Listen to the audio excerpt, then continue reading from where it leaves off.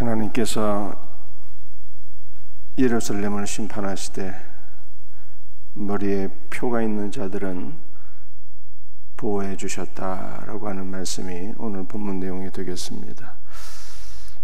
3절과 4절 두 절 한번 읽어보겠습니다. 그룹에 머물러 있던 이스라엘 하나님의 영광이 성전 문지방에 이르더니 여호와께서 그 가는 베옷을 입고 서기관의 먹그릇을 찬 사람을 불러 여호와께서 이르시되 너는 예루살렘 성읍 중에 순행하여 그 가운데서 행하는 모든 가증한 일로 말미암아 탄식하며 오는 자의 이마에 표를 그리라. 하나님께서 이 서기관의 먹그릇을 찬 사람에게 말씀하시기를 너는 성중에 있는 성중에서 일어나는 모든 가증한 일, 즉 우상 숭배로 인하여 탄식하며 우는 자들의 이마에 표를 그리라, 이렇게 말씀하셨어요. 여러분들, 이 표라는 단어가 이 히브리어의 마지막 자음인데요, 이 타부라고 하는 한 자음으로 이루어져서 타부. 그런데 히브리어는 이게 상형 문자이거든요. 그래서 각각의 이 자음이 가지고 있는 특별한 의미가 있는데, 이 타부라고 하는 마지막 22번째 자음은 십자가라고 하는 의미를 갖고 있어요. 십자가. 그래서 예루살렘 성중에서 우상을 숭배함으로 말미암아 슬퍼하며 탄식하는 이 자들의 이마에 십자가 표시를 해라. 하나님께서 이렇게 말씀하셨다는 거예요. 머리에 표시를 한다 또는 표를 주신다 라고 하는 이야기가 성경에 몇 번 기록되어 있습니다. 가장 먼저 나와 있는 사례는 하나님께서 가인에게 표를 주셨다라고 하는 거예요. 동생 아벨을 죽인 가인에게 하나님께서 말씀하셨어요.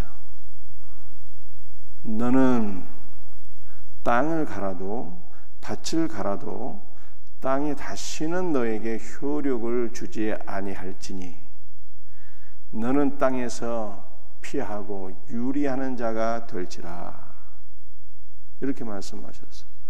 그랬더니 가인이 하나님께 말씀드리기를 하나님, 나의 벌이 너무 중합니다. 내가 땅에서 유리하고 도망다니는 자가 된다면 나를 만나는 자마다 나를 죽일 것입니다. 그랬더니 하나님께서 말씀하시기를 가인을 죽이는 자에게는 벌을 7배나 더하리라 말씀하시면서 그에게 표를 주셔서 가인이 만나는 사람들에게 죽임을 당하지 아니하도록 하셨다라고 하는 것이 창세기 4장 말씀이에요.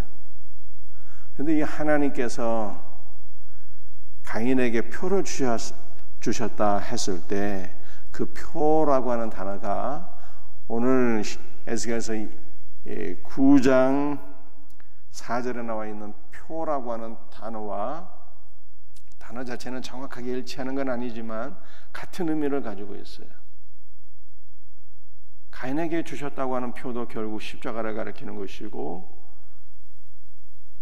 오늘 에스겔 9장 4절에 나와 있는 성중에서 탄식하고 우는 자들의 이마에 그려진 표도 십자가를 가리키는 것입니다. 우리가 가인의 사례는 언뜻 이해하기가 어렵죠. 동생을 죽인 가인이 심판을 받아서 죽어야 마땅한 죄인인데 어떻게 하나님께서 그에게 십자가 표를 주시고 그가 죽임을 당하지 않도록 은혜를 베푸셨을까? 이 언뜻 이해가 되지 않아요. 그러나 창세기 4장 말씀을 보게 되면 아벨의 피가 땅에서 하나님을 향하여 호소했다. 이렇게 말씀하고 있어요. 아벨의 피가 뭐라고 호소했을까요?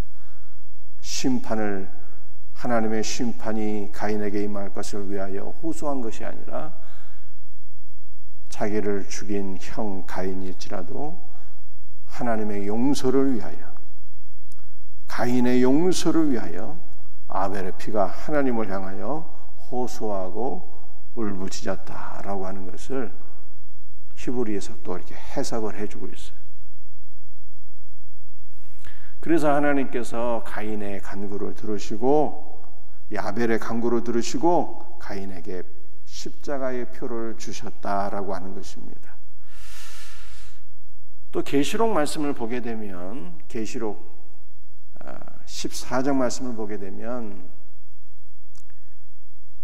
구원받은 자들의 숫자가 14만 4천 명이다 이렇게 나와 있잖아요. 문자적인 14만 4천 명이 아니라 구약의 12지파와 신약의 12사도와 곱하기 1000 하게 되면 12 곱하기 1000 하게 되면 14만 4천 명인데, 이것은 구약과 신약의 구원받은 모든 교회 성도들의 수를 가리키는 거예요. 성도들의 수.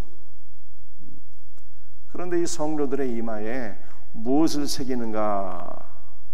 어린 양의 이름과 아버지의 이름이 그 이마에 새겨져 있다 이렇게 말씀하고 있어요. 어린 양 예수 그리스도의 이름과 아버지의 이름이 구원받은 14만 4천 명의 이마에 새겨져 있다는 거예요. 그런데 이렇게 가인에게 표를 주시고, 또 성중에서 우상 숭배로 인하여서 슬퍼하고 탄식하는 자들에게 표를 주시고, 구원받은 자들의 이마에 어린 양과 아버지의 이름을 새겨주시는 것이 무엇일까를 바울이 에베소 1장에서 다시 보다 분명하게 해석을 해주었어요. 그것이 바로 무엇입니까? 그것이 바울이 에베소 1장에서 해석하기를 성령의 인을 치는 것이다 라고 이렇게 해석을 해준 거예요. 성령의 인을 치는 것이다. 머리 어린 양의 이름을 새기는 것 또는 표를 주는 것, 이것이 다 성령의 인이다 이렇게 말씀합니다. 우리가 예수 그리스도를 믿고 구원받을 때 성령께서 우리의 영에, 육신적 이마가 아니라 우리의 영에 인을 쳐주신다는 거예요. 인. 여러분들, 인이라고 하는 것은 도장을 가리키는 거잖아요. 도장을 찍는 것은 어떨 때 도장을 찍는 것입니까? 나의 소유를 표시할 때 도장을 찍는 거예요. 우양의 엉덩이에 인을 찍잖아요. 내 소유라는 거예요. 내 소유. 부동산을 거래할 때도 인감 도장을 사용하지 않습니까? 부동산이 이제 나의 소유가 되었다는 거예요. 그러니까 하나님께서 구원받은 자들의 영의 성령의 인침을 허락하시는 것은 이제 우리가 하나님의 소유가 되었다는 것입니다. 하나님의 소유, 즉 우리가 하나님의 것이 되었으니 너는 내 것이라고 말씀하셨잖아요. 이제 아무도 우리를 건들 수 없다라고 하는 것, 하나님께서 우리를 지켜주시고 보호해 주신다는 것을 의미하는 것이죠. 그러므로 오늘 6절에 이렇게 말씀하고 있잖아요. 늙은 자와 젊은 자와 처녀와 어린이와 여자를 다 죽이되 이마에 표 있는 자에게는 가까이 하지 말라. 하나님의 심판이 성전에서부터 시작이 되는데, 그래서 모든 남녀노소를 가리지 아니하고 다 심판하시고 죽이시는데, 그러나 머리에 표를 그린 자들, 머리에 표를 새긴 자들, 즉 성령의 인침을 받은 자들은 하나님께서 지켜주시고 보호해 주신다라고 하는 것이 오늘 본문 말씀에 기록되어 있어요. 하나님의 것, 하나님의 소유는 하나님께서 지켜주신다. 여러분, 이것은 우리가 출애굽에서도 확인할 수가 있는 내용입니다. 하나님께서 하나님의 백성들이 있는 고센 땅은 구별하셨어요. 고센 땅. 애굽의 모든 심판이 임할 때 하나님께서 하나님의 백성들이 있는 곳에는 구별하사 재앙을 면하게 하셨더라. 이렇게 말씀합니다. 특별히 마지막 10번째 이 장자의 재앙을 보게 되면 그것이 보다 더 명확하게 확실히 드러나게 됩니다.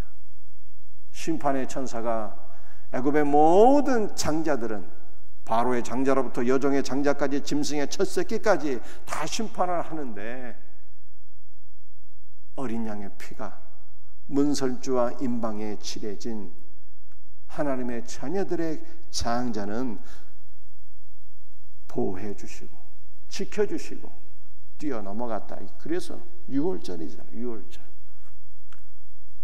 피가 있는 자, 어린 양의 피가 있는 자, 성령의 인침을 받은 자, 하나님께서 하나님의 소유이기 때문에 지켜주시고 보호해 주시고 구별해 주신다는 거예요. 그러므로 저와 여러분은 아무 공로 없으나 주 예수의 은혜로 말미암아 성령의 인침을 받아서 하나님의 소유가 된 하나님의 자녀들이니 하나님께서 우리의 삶을 영원토록 지켜주시고 보호해 주셔서 원수 마귀가 우리의 머리털 하나 건들 수 없다라고 하는 것을 성경이 말씀하고 있어요. 여러분들이 성령의 인을 친다라고 하는 것은 하나님의 소유가 되었다고 하는 표시이고, 그래서 아무도 우리를 건들 수 없다고 하는 하나님의 보증이며, 또 한편으로는 우리들에게 구원의 확신을 갖게 하는 것입니다. 우리가 하나님의 소유가 되었다는 거예요. 하나님께서 우리를 지켜주신다는 거예요. 이것은 우리에게 구원의 확신을 가져다 주고 우리의 마음속에 이 세상에 어떤 환난과 풍파가 있을지라도, 사탄의 역사가 아무리 강력하다 할지라도 결코 우리를 이길 수 없다고 하는 승리의 확신과 내적인 평강을 우리들에게 가져다 주는 것입니다. 사랑하는 성도들이여, 주님의 인침이 우리에게 있는 거예요. 주님이 우리를 지켜주시고 보호해 주십니다. 그러므로 우리는 환난과 풍파가 아무리 거센다 할지라도 그리스도 예수 안에서 평강을 누리게 되는 거예요. 이 놀라운 은혜가 날마다 저와 여러분들에게 넘치기를 주 예수의 이름으로 축복합니다. 기도하시겠어요?